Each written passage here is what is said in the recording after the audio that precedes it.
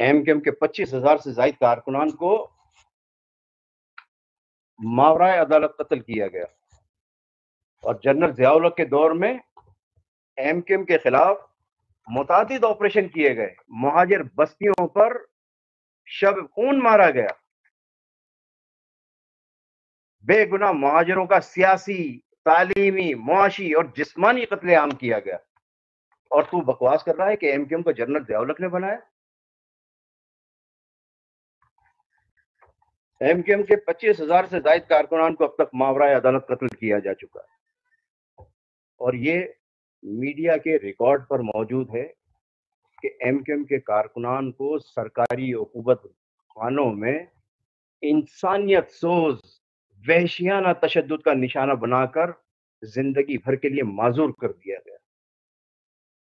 بے گناہ کارکنان کے جسموں پر جلتی ہوئی گرم گرم استریاں داغی گئیں، ان کے جسم کو داغا گیا، کارکنان کی آنکھیں نکالی گئیں، ان کی کھال نوچی گئی، ان کے ہاتھ اور پیروں کے ناخن نوچے گئے۔ سرکاری عقوبت خانوں میں بے گناہ مہاجر کارکنان پر یہ سب فوج، رینجرز اور پولیس کی کسٹڈی میں مظالم ہوئے۔ تجھے یہ مظالم نظر نہیں آئے، تجھے یہ مظالم بیان کرنا یاد نہیں رہا۔ قائد تحریک جناب الطاف حسین بھائی کے بڑے بھائی ناصر حسین، جواں سال بھتیجے عارف حسین، الطاف بھائی کے بہنوئی اسلم ابراہانی بھائی، شہید انقلاب ڈاکٹر عمران فاروق بھائی، شہید وفا پروفیسر ڈاکٹر حسن ظفر عارف بھائی، علی رضا عبدی بھائی،